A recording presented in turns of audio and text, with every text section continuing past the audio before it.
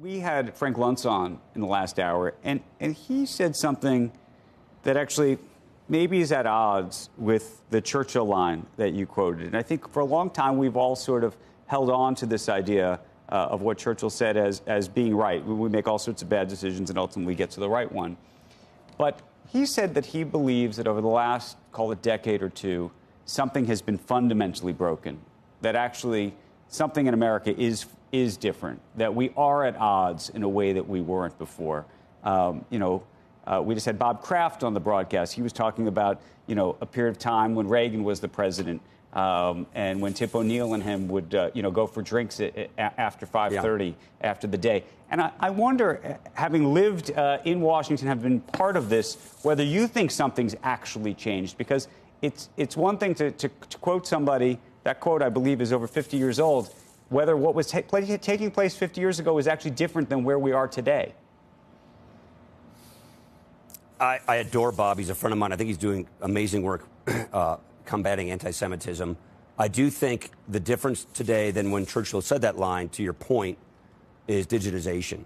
I think we have digitized moral relativism, and we now have an incentive structure in our society to polarize. You can make money on this. We have entertainers coming to Congress on both sides of the aisle who don't want to be legislators, but they want to be provocateurs.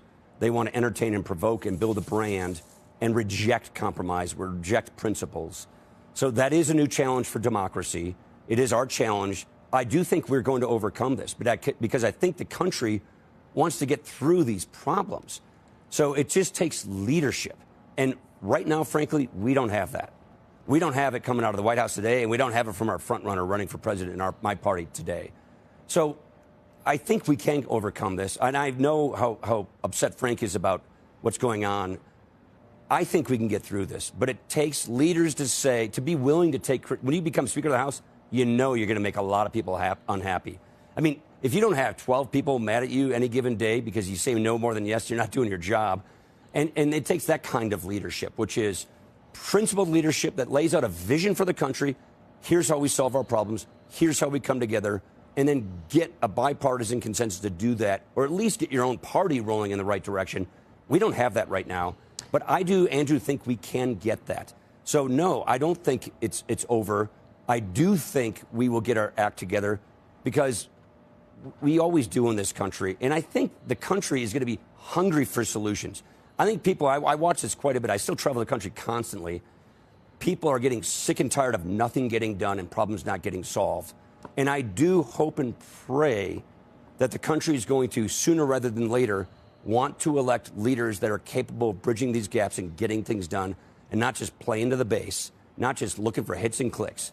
We need people who are going to go to Congress to solve problems, not a bunch of Matt Gaetzes. And I think the country's starting to wake up to that these are just carnival barkers not looking to solve problems. They're just exploiting differences.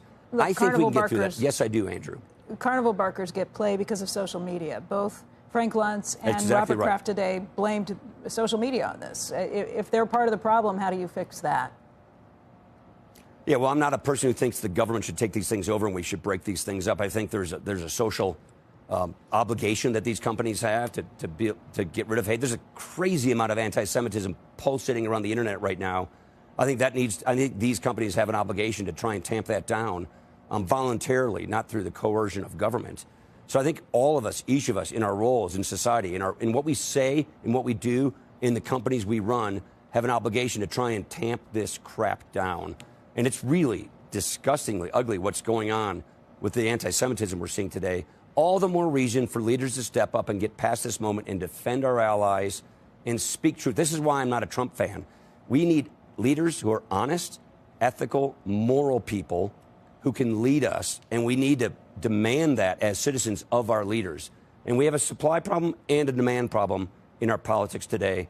I think we got to hit it from both sides, from the demand side as people and from the supply side as leaders supplying leadership, which sadly we do not now have.